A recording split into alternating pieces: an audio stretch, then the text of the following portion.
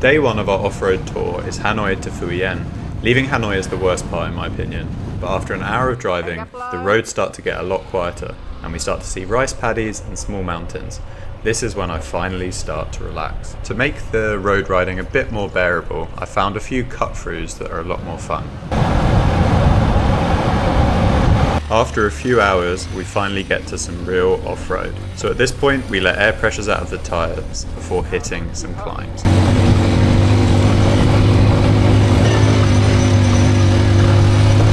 It's always funny to think for some customers this is challenging, and here you have locals blasting up the hills with a passenger. This downhill is extremely rocky, so I usually recommend to the customers to use their engine brake and be gentle on both the front and the rear brake to prevent skidding. And in case you wonder how I decide to film which parts, if it looks pretty, I'll say something like this. I'll get you on video if you go in front. The view's a bit nicer.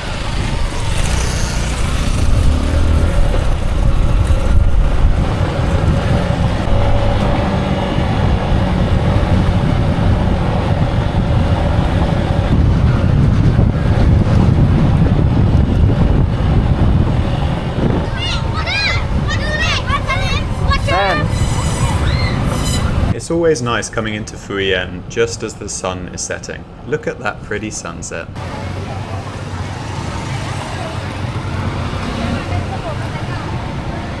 This is where we stay. This is the hotel that we stay in. Reasonable price and a nice big soft bed.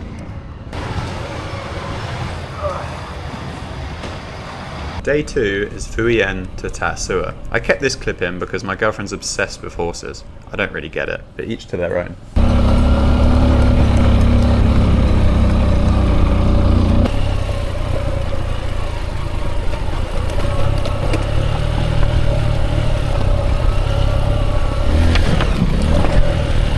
And it wouldn't be an off-road tour without the customer riding off of the edge. That one surprised me.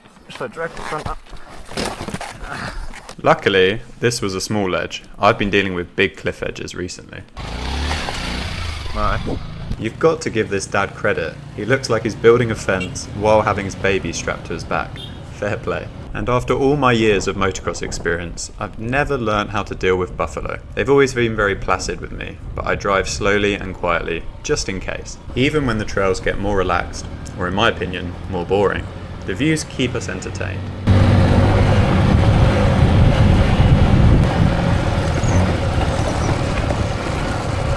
This trail is one of my favourites on the whole tour.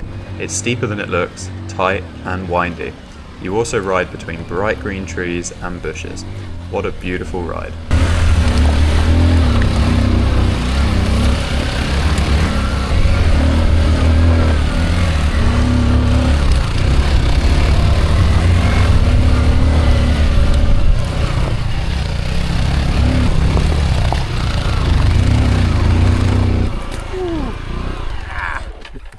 Most customers struggle with this tight chicane. It's so hard to turn left and immediately right after without losing your speed.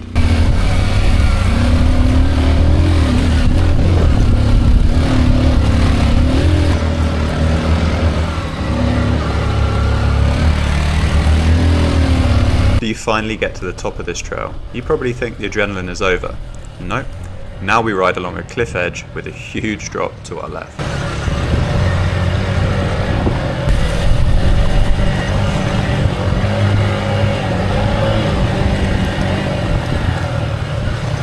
After the rain, scooters leave deep ruts on the trail.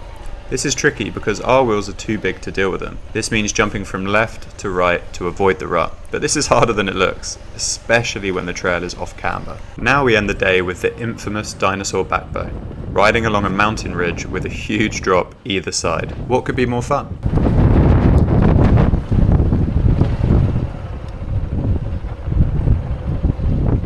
As you can hear, today was extremely windy, so I was just trying not to be blown off the mountain.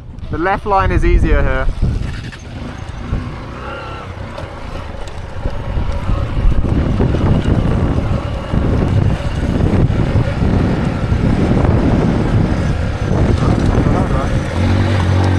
This line's a bit harder. There's more? Yeah.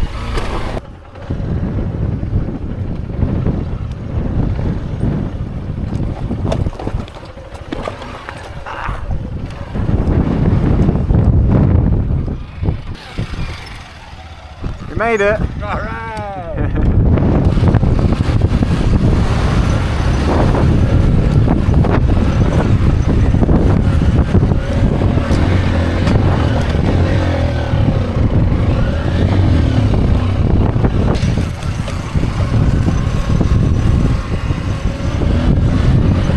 Here, the XR150 was really struggling with power, so I gave it some words of encouragement. Come on, you little bike. What a slow piece of shit this XR is. But we still love you.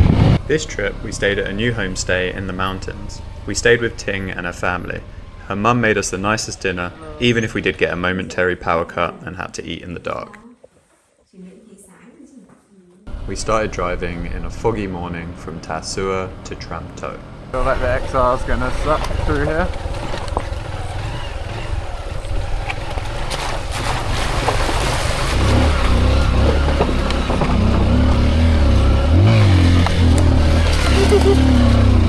This is one of the most remote trails on the whole tour. If anything goes wrong here, then it's a long way out. As we come up from the stream, it's a real fun, windy trail. And there's a few spots where if you mess up on the bridges, you can fall into the drops. So you need to be careful here.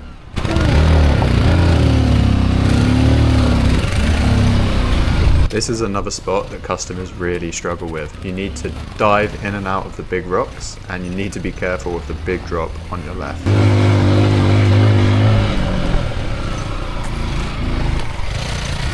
After this trail, it's a short drive to our nice little lunch spot where you've got a mountain view and some nice bun cha.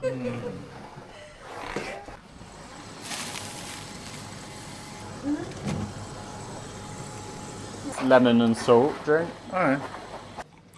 Got 5. There's 10. And now it's a 45-minute drive on the road to Tramto town. I always compare this road to Hazang because it's scenic mountains, windy, but you don't have the busyness and the traffic.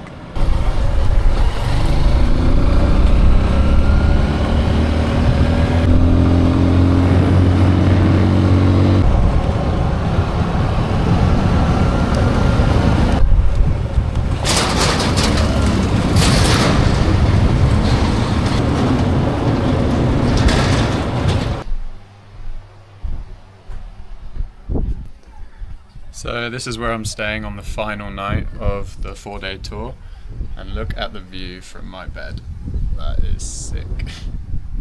And in Tramto we stay at my favourite homestay, and as it was a weekend this time we had entertainment, so we had girls singing and dancing, and we even had a guy rapping on the microphone.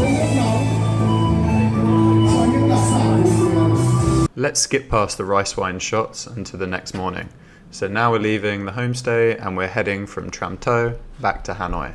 But on the way back, we're going to stop off our waterfall. This road from Tramto to Nyalo is one of my favourites.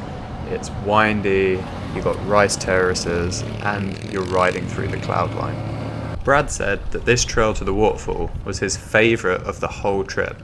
Now I'm not sure I agree, but I can see how he liked it so much.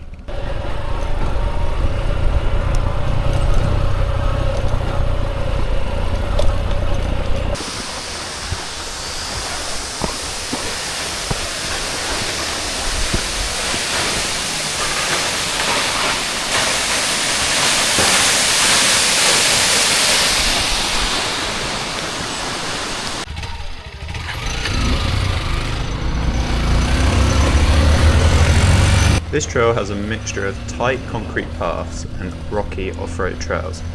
It's nice to end the tour with a trail that isn't too challenging, meaning you get some time to appreciate the views.